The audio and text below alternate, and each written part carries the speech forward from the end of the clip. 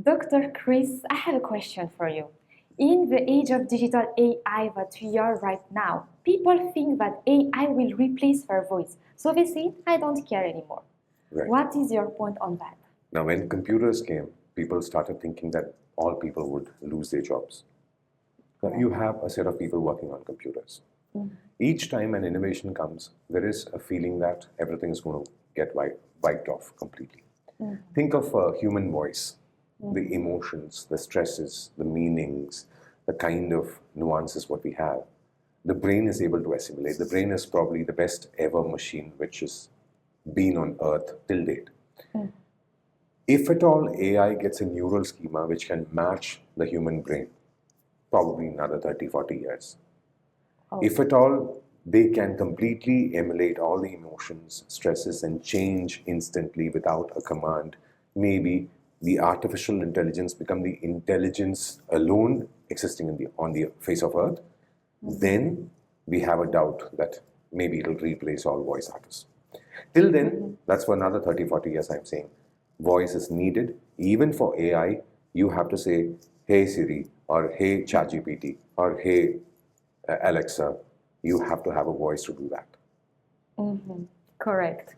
Another question is regarding our accent. Because, for example, I am a native French. I speak French and Malagasy, but when I speak English, my accent have that background of French and Malagasy.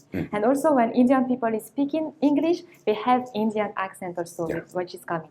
Should we keep that accent as our style, or should we change it? And if we have to change it, is there any way that we can change it? Yeah, depends on the kind of need of the client. If the client says, I want a native American English speaking voice, then only a native American English speaking person can do that voice. Correct. If I want a voice in French, you're a native French speaker. Rather than approaching a person who has learned French, I would approach you. So changing the accent is not a necessity.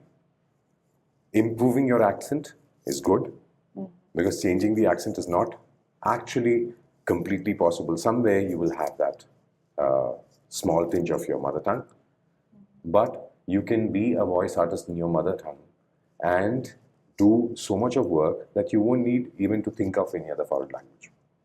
Say, take the case of my friend who is not very sure about his English. He speaks well, but he still has a doubt that he might go wrong. He is a native Malayalam speaker, and he has been in the industry of voice for so many years. No problem has hit him yet.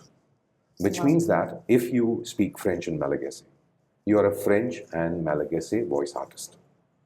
You still have a scope to do that. Provided you want to be an English voiceover artist, you need to correct your accent. Otherwise, it's fine. Thank you. And the last question is, as I am a singer, I love singing. I want to increase my pitch. Okay. And like sing perfectly and in such a way that I don't get strained when I'm singing in that high pitch. Okay. How can I do to improve that? Do you understand wind instruments? Yes. Yeah. So if I take a flute or a recorder or an oboe or any, say, trombone or a trumpet, we call it a C flat trumpet or a G or a F. We call a flute, okay, this is a 1.5 scale or a single scale or a double scale flute, right? Right. So why do we brand it like that? Because it can produce a range 7 notes above and 7 notes below. Correct. Human voice also can be branded as, okay, if you're singing the high pitch alone, then yeah, you're a tenor high singer. Probably I'm a bass singer. There could be alto singers.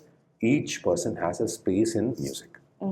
Now, you can increase the range by practice, but you could also damage by moving away from your pitch. If my pitch is, say, if I'm singing a Tamil song, the original singer, this song which I'm talking about is Sid Sriram's song. Sid Sriram has a very high pitch. Probably he's a tenor high singer. So there, he would be singing Kannana Kanne, which is a strain for my throat. I should be using my scale and I should be singing Kannana Kanne, Kannana Kanne, where I am comfortable. Yes. So that makes a singer versatile when he can sing the same song in his scale. In his scale. If you try to be somebody else, you can damage your throat. So, That's yeah, the range can be increased instead of if you're able to sing 1 octave and half octave above and half octave below, it's good enough to be a singer.